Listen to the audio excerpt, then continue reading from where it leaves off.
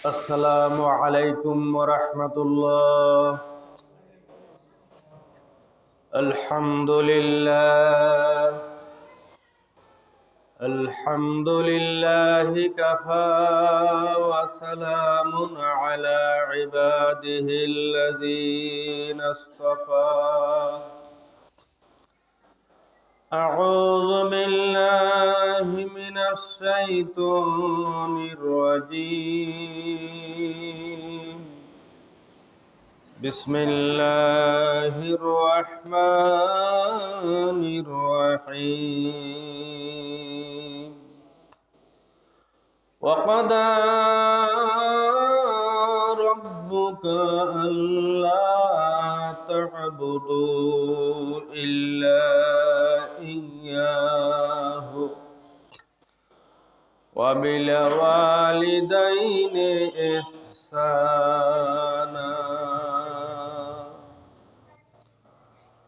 وقال النبي صلى الله عليه وسلم: لا يؤمن أحدكم حتى أكون أحب إليه من والده وولده والناس أجمعين.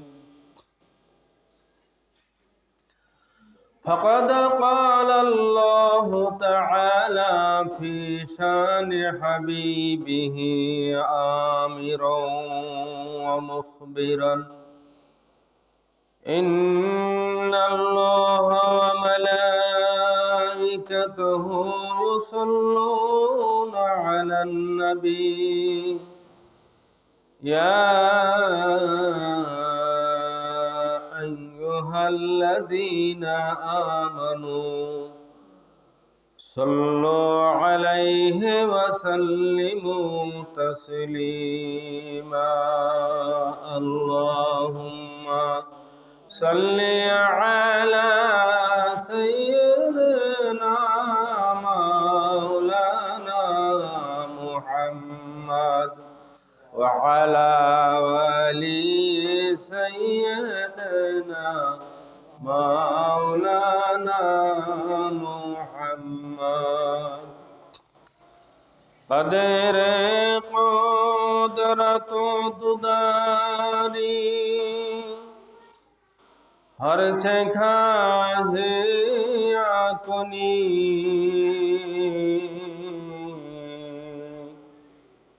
मुर्दरा तू जाने बख्शी जिंदरा बेजाकुनी.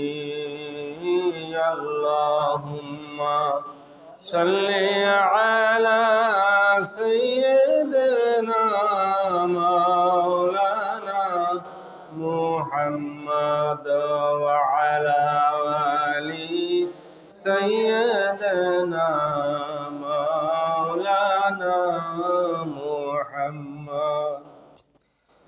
मौत का सिन कुल्लुन्नास शारिबून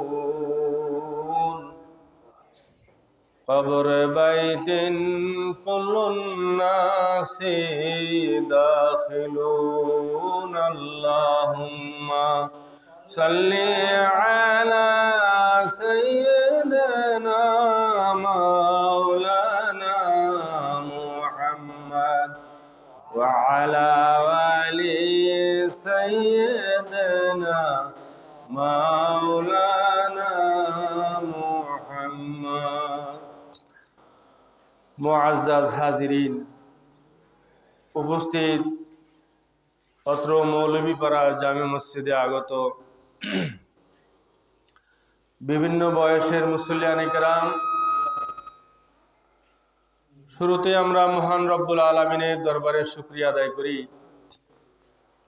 যিনি আমাদেরকে 2025 ইংরেজি সালের 10ই জানুয়ারি দ্বিতীয় জুমায় তার হুকুমের সালাতুল জুমা আদায়ের জন্য মসজিদে হাজির হওয়ার তৌফিক দান করেছেন। সেই রব্বুল আলামিনের দরবারে শুকরিয়া আদায় করি। আলহামদুলিল্লাহ। রব্বানা লাকাল হামদ হামদান কাসীরান তাইয়্যিবান মুবারাকান ফীহি। দরুদ ও সালাম আকা নামেদার তাজদার মদিনা আহমদ মুস্তফা মোহাম্মদ মুস্তফা সাল্লাল্লাহু আলাইহি ওয়াসাল্লামের উপর। সম্মানিত হাজিরিন, এটা রজব মাস চলছে। আজকে রজব মাসের 9 তারিখ। আল্লাহর নবী জনাবে মুহাম্মদ রাসূলুল্লাহ সাল্লাল্লাহু আলাইহি সাল্লাম এই মাসে যে দোয়াটি বেশি বেশি করে পড়তেন, আল্লাহুম্মা বারিক লানা ফি রাজাবা ওয়া শাবানা ওয়া বাল্লিগনা রমাদান।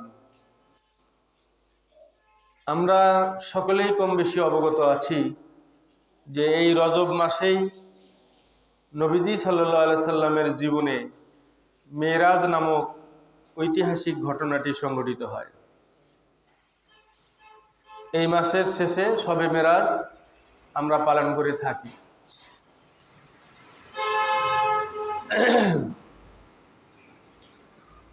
আমাদেরকে একটা জিনিস মনে রাখতে হবে, এই দুনিয়ায় আল্লাহ রাব্বুল আলামিন কাউকে চিরস্থায়ীভাবে বসবাসের জন্য পাঠান নাই। এটা একটা মুসাফিরখানা। এই মুসাফিরখানাটা ঘরটা থেকে যাবে, শুধু মুসাফির চেঞ্জ হবে। আপনি যে বাড়িতে এখন অবস্থান করছেন, 20 বছর 30 বছর আগেও ওই বাড়িটার কার নামে পরিচিত ছিল? আপনার বাবার নামে। যেটা কার বাড়ি গো? এটা মোবারক মিয়ার বাড়ি, তাই না? 50 বছর আগে বা 60 বছর আগে, 80 বছর আগে ওই বাড়িটা ছিল। ওই বাড়িটা কার নামে পরিচিত ছিল? যে এটা কসিরউদ্দিনের বাড়ি, ঠিক আছে না? তো কসিরউদ্দিনের বাড়ি থেকে 50-60 বছর পরে মোবারক মিয়ার বাড়ি হয়েছে।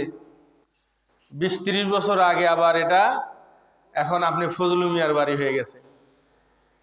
আগামী কয়েকদিন পরে বা কয়েক বছর পরে ওই বাড়িটা হয়ে যাবে কার? তোরাবালির। ওই বাড়িটা কার হবে? তোরাবালির হয়ে যাবে। তাহলে কি বাড়ির কোনো চেঞ্জ হলো? বাড়ির কোনো চেঞ্জ নাই। কিছুদিন পরে পরে সাইনবোর্ড বদলে, খালি সাইনবোর্ড বদলে। কোনো মানুষ মরে যাওয়া এটা এমন না যে লোকটা খারাপ ছিল এই জন্য মারা গেছে, তা না। আর কোনো মানুষ বেশি ভালো এই জন্য আল্লাহ তাকে দুনিয়া থেকে নিছে, তাও না। বিষয়টা এরকম না। তাহলে নবী রাসূলদের চেয়ে তো ভালো মানুষ কেউ পৃথিবীতে ছিল না। তাহলে নবী রাসূলরা মারা গেলেন কেন? আবার নমরুদ, ফিরাউনের মতো, আবু জেহেলের মতো খারাপ মানুষও পৃথিবীতে ছিল না, তারা আবার মারা গেল কেন? মানে মারা যাওয়াটা কোনো বেশি ভালো হওয়া বেশি খারাপ হওয়ার উপরে নির্ভর করে না। এটা আমাদেরকে বুঝতে হবে যে এই দুনিয়াটা হচ্ছে মুসাফিরখানা। আর এই মুসাফিরখানার মানে ঘর, মুসাফির মানে মানে যারা ভ্রমণ করে, খানা মানে ফার্সি শব্দ, এটা হলো ঘর। ঘরকে আরবিতে খানা বলা হয়।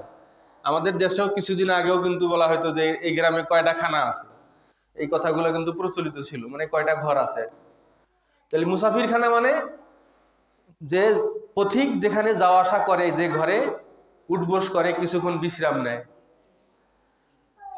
তাহলে এই যে আমরা মুসাফিরখানায় এখন আমরা আছি, এই ঘর, এই মাটি, এই গ্রাম সব থেকে যাবে, শুধু আমি থাকবো না। এখন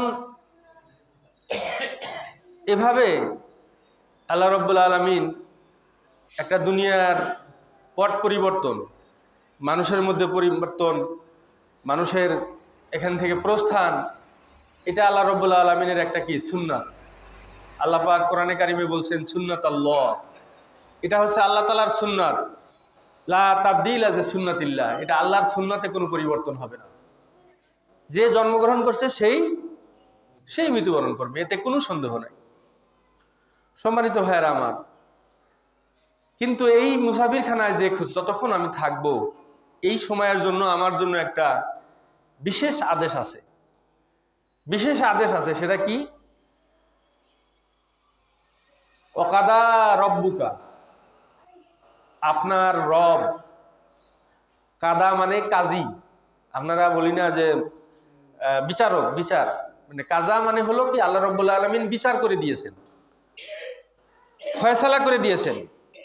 আচ্ছা, বিচার হওয়ার পরে আর কোনো কথা থাকে কি? মানে এটার ব্যাপারে আর কোনো কথা নাই। আল্লাহ পাক যেটা বুঝাচ্ছেন যে ওয়াকাদা রব্বুকা, আল্লাহ কি করে দিয়েছেন? ফয়সালা করে দিয়েছেন, বিচার করে দিয়েছেন কি?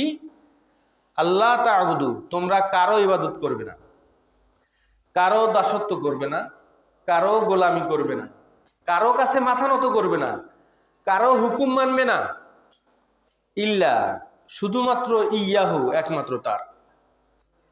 মানে আপনি এই মুসাফিরখানায় যতক্ষণ থাকবেন, এই মুসাফিরখানায় আপনি যতক্ষণ থাকবেন ততক্ষণ পর্যন্ত আপনি আল্লাহর হুকুম ছাড়া আর কারো হুকুম মানতে পারবেন না। এক আল্লাহর দাসত্ব ছাড়া আর কারো দাসত্ব করতে পারবেন না। এক আল্লাহর গোলামি ছাড়া আর কারো গোলামি আপনাকে করতে দেওয়া হবে না। এটা কি কোনো মাসলার মধ্যে রাখছেন আল্লাহ পাক? যে না, আল্লাহ পাক বলে দিয়েছেন ওয়াকাদা, তিনি ফয়সালা করে দিয়েছেন। দিস ইজ ডিক্লিয়ার, মানে এটা একবারে ক্লিয়ার আদেশ। এটার মধ্যে কোনো প্রকার কনসিডার করা, কোনো প্রকার এটার কোনো সুযোগ, সানি বিচার করবেন, দোবারা বিচার ডাকবেন, দোবারা সালিশ করবেন, এরকম কোনো ফয়সালার সুযোগ নাই। এই মুসাফিরখানা, এই দুনিয়ার মুসাফিরখানায় আপনি যতক্ষণ থাকবেন, আমরা যতক্ষণ থাকব, আমাদের জন্য ফয়সালা হচ্ছে কি? আমরা জীবনের সকল ক্ষেত্রে এক আল্লাহর দাসত্ব, এক আল্লাহর গোলামি মানতে হবে।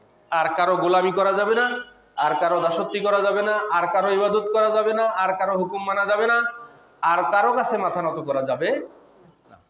এটা ক্লিয়ার, আল্লাহ রাব্বুল আলামিন এটা পরিষ্কার করে দিয়েছেন। অন্য আয়াতের মধ্যে আল্লাহ রাব্বুল আলামিন বলছেন, ইয়া আইয়ুহাল্লাযীনা আমানু উদখুলু ফিস-সিলমি কাফা, হে ঈমানদারেরা, তোমরা ইসলামের মধ্যে প্রবেশ করো পরিপূর্ণভাবে। আল্লাহ পাক কিন্তু এমনি বলতে পারতেন উদখুলু ফিস-সিলমি, তোমরা ইসলামের মধ্যে প্রবেশ করো, হয়ে যেত। কিন্তু আল্লাহ পাক আরো একটু যোগ করে দিলেন, তাকিদ দিয়ে দিলেন, আরো একটু গুরুত্ব বাড়িয়ে দিলেন কি? যে ইসলামের মধ্যে প্রবেশ করবা তো কিন্তু কি 100% করতে হবে, 100% করতে হবে। কাফা মানে একবারে পরিপূর্ণভাবে তোমাকে ইসলামের মধ্যে প্রবেশ করতে হবে। এখন পরিপূর্ণভাবে কেন প্রবেশ করতে হবে বলেন? আপনি যখন বাসের মধ্যে ওঠেন, আপনি কি অর্ধেক ওঠেন আর অর্ধেক বাইরে থাকেন? থাইকা দেখেন তো, আপনি অর্ধেক ভিতরে ঢুকে আর পা দুইটা বাইরে থাইকা যাওয়া শুরু করে দেন, আর যখন হেল্পার দরজা বন্ধ করে দিবে তখন আপনার অবস্থা কি হবে? ভাই ও কি সমস্যা করতেছে? একটু পিছনে। তাহলে আপনি বাসের মধ্যে কি করেন? পুরাপুরি ঢোকেন না, না অর্ধেক ঢোকেন? পুরাপুরি ঢোকেন। এখন মনে করেন আমাদের এই যে মসজিদের দরজা, এটার মধ্যে আপনি যদি অর্ধেক ঢোকেন আর অর্ধেক বাইরে থাকেন, আর মসজিদ সব যদি দরজা চাপিয়ে দেয় ঠিক মতো, আপনার উপায় হবে কি? আপনি কি বাঁচবেন তখন? মানে আপনার ধ্বংস অনিবার্য। এই উদাহরণটা কেন দিলাম? আল্লাহ রাব্বুল আলামিন বলছেন যে ইসলাম নামক যে সীমানা আছে, এটার মধ্যে তোমাকে পুরাপুরি প্রবেশ করতে হবে। অর্ধেক প্রবেশ করলে কি হবে? ওই বাসের মতো হবে। অর্ধেক প্রবেশ করলে ওই দরজার মতো হবে। আরো একটা উদাহরণ দেই, লিফটে উঠছেন আপনারা কেউ? লিফটে ওই যে একতলা থেকে 8-10 তলায় উঠে যে উঠছেন, না উঠলেও তো শুনছেন মনে হয় নাকি? ওই লিফটের মধ্যে যদি আপনি পুরাপুরি না উঠে একটা হাত বাইরে রাখেন, যখন একতলা ক্রস করে দোতলায় যাবে তখন আপনার হাত থাকবে? হাত ছিঁড়ে যাবেন না? ভাঙ্গি চুরি যাবে না? তাহলে দেখা গেল যে যেখানেই আপনি প্রবেশ করেন আপনাকে পুরাপুরি প্রবেশ করতে হবে। আপনি হাফ প্রবেশ করলে আপনার বিপদ, হাফ প্রবেশ করলে আপনার বিপদ। আকলমন্দ के लिए ইশারা ही काफी है। উর্দুতে একটা প্রবাদ বচন আছে যে জ্ঞানীদের জন্য ইশারাই যথেষ্ট। এখন কি আপনি বুঝতে পারছেন যে আপনি যদি আল্লাহর কাছে নিরাপদে যেতে চান, আল্লাহর সন্তুষ্টি অর্জন করতে চান, আল্লাহর রেজামন্দি হাসিল করতে চান, আল্লাহর দেওয়া জান্নাতে যদি আপনি যেতে চান, তাহলে ইসলামে আপনাকে প্রবেশ করতে হবে কি পুরাপুরি?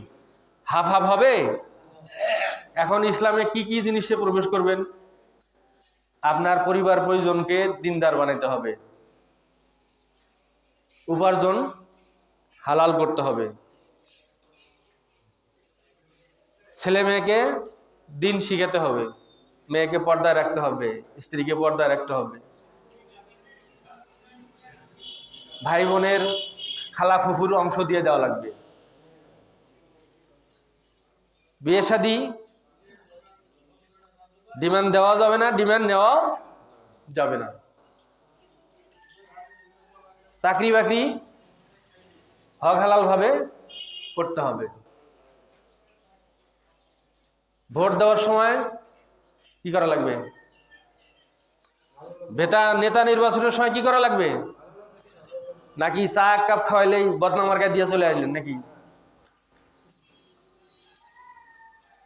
কেউ এক কাপ চা খাওয়াইছে, পান একটা ধরিয়ে দিছে, সিগারেট খাইলে একটা সিগারেট ধরিয়ে দিছে, আর বলছে যে আমার বদনাম মার্কা একটা দিয়ে আসিস, আপনি দিয়ে চলে আইলেন।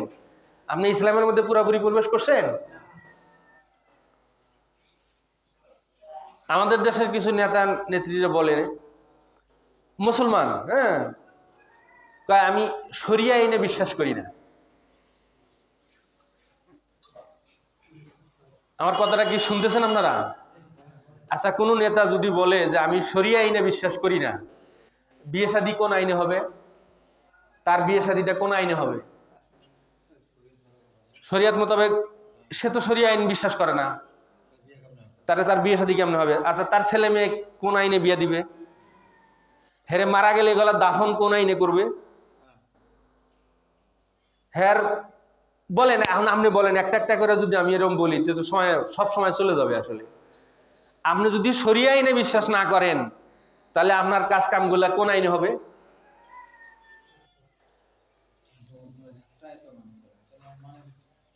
এর মানে হলো আমরা ইসলামটাকে আসলে সেভাবে বুঝতে চাই না, বুঝতে পারি না, বা বুঝি নাই, এলেম না থাকার কারণেও হতে পারে। এটা আমাদের দেশে ইসলামী চর্চারও অভাব আছে। অনেকগুলা শয়তানি আচরণ, কুসংস্কার আমাদের সমাজের মধ্যে পড়ে বসছে। তাহলে আমি কি বুঝাতে চাইলাম বলেন তো দেখি আপনারা? আমি বুঝাতে চাচ্ছি সেটা হলো, একজন আলেম হিসাবে, আপনাদের ইমাম হিসাবে আমার দায়িত্ব হলো আপনাদেরকে ঘরের মধ্যে পুরোপুরি প্রবেশ করার জন্য যে সিস্টেম বা যে নিরাপদ, এটা বোঝানো। আল্লাহর পক্ষ থেকে যেটা আদেশ আসছে, নবীজি সাল্লাল্লাহু আলাইহি ওয়াসাল্লাম যেটা বলছেন, সেই হিসাবে আপনাকে সতর্ক করা আপনাদেরকে। তাহলে আমরা আমাদের সব কাজগুলাকে কি করতে হবে? শরিয়া আইনে করতে হবে। সব কাজগুলাকে শরিয়া আইনে আপনি করতে হবে, তাহলে আপনি মুসলমান। না হলে কি আপনি মুসলমান? আপনার নাম মুসলমান, আপনি বিয়ে শাদী হলো শয়তানি আইনে, চাকরি বাকরি শয়তানি আইনে, ব্যবসা বাণিজ্য করেন ভেজাল দিয়া মানুষকে শয়তানি আইনে, তাহলে তো আপনার এক ঠ্যাং বাইরে লিফটের বাইরে, এক ঠ্যাং বাসের বাইরে, এক হাত আপনার দরজার বাইরে, আপনার জীবন নাশের হুমকি আছে।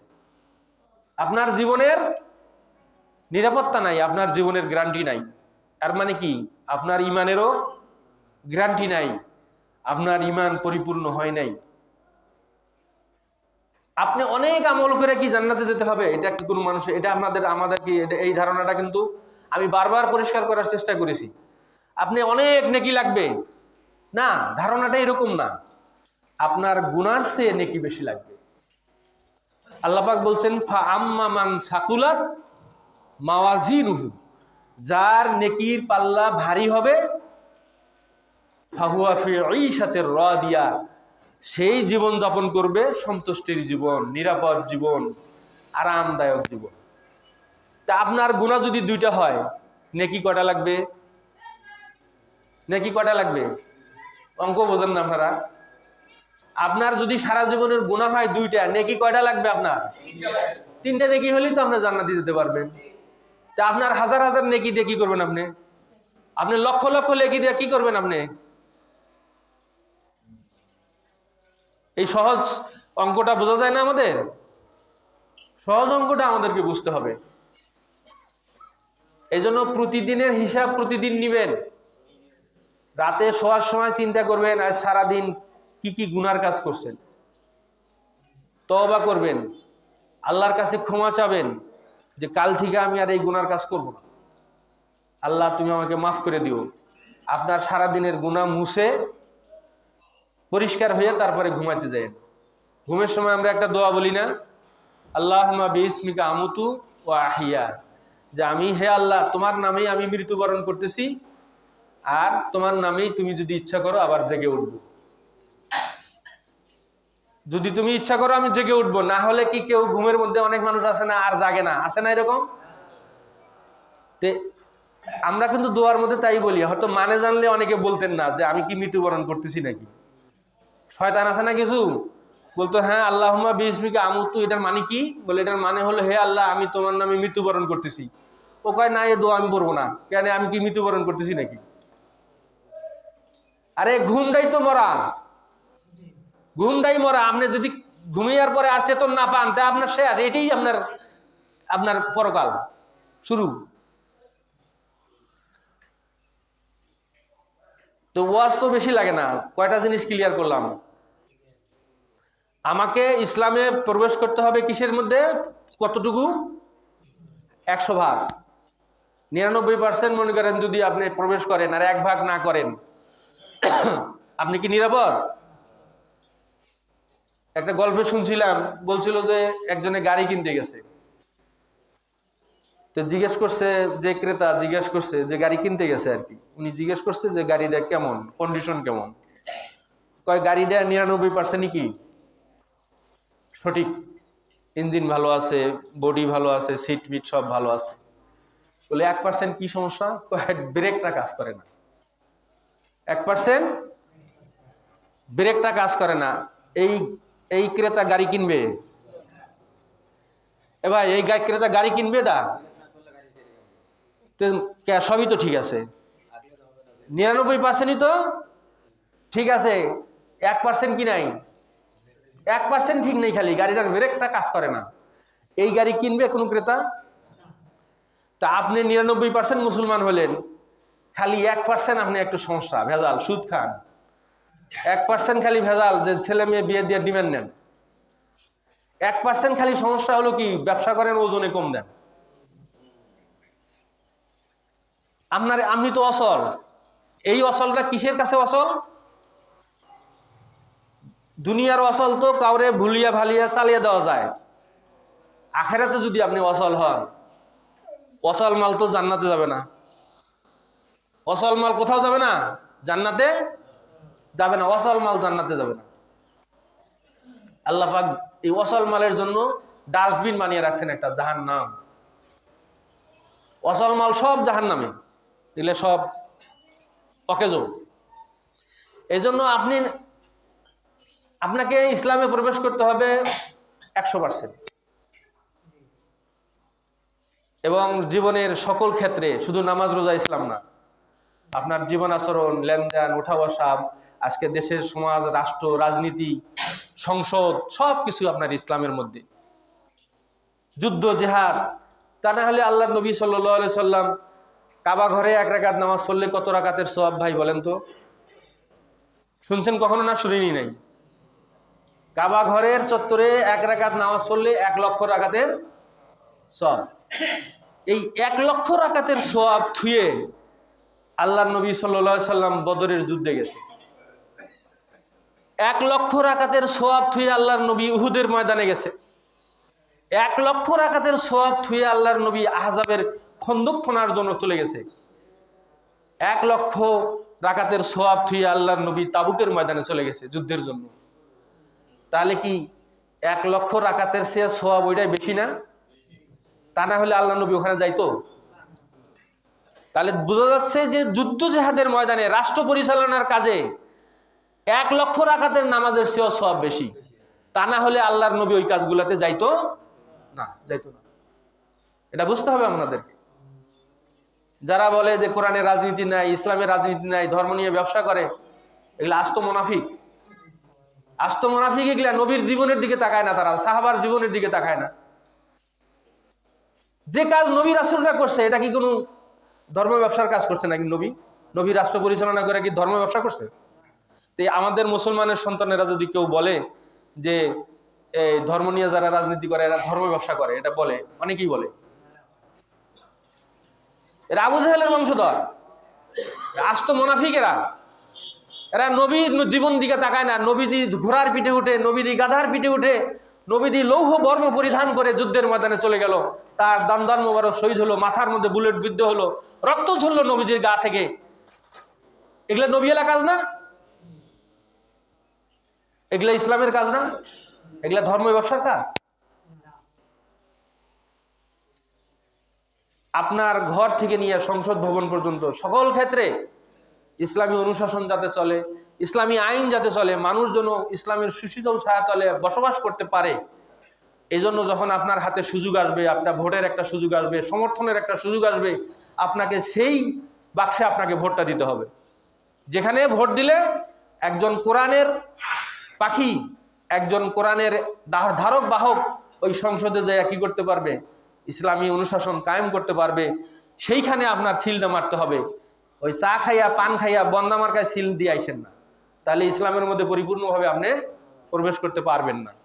তাহলে আপনার 99% ঠিক, 1% ব্রেক কাজ করবে না আপনার, মানে আপনার আর জান্নাতে যাওয়া রাস্তা থাকবে না। আপনি তাহলে ডাস্টবিনে পৌঁছে যাবে, আল্লাহর ডাস্টবিন জাহান্নামে আপনাকে নিবেদিত হতে হবে।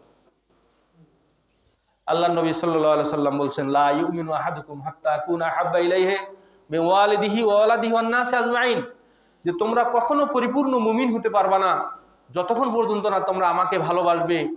কার থেকে? তোমার পিতামাতা থেকে, তোমার সন্তান থেকে, দুনিয়ার সব মানুষ থেকে আমাকে বেশি ভালোবাসতে হবে। আল্লাহ নবী সাল্লাল্লাহু আলাইহি সাল্লামকে নিজের জীবনের চেয়ে বেশি ভালোবাসতে হবে।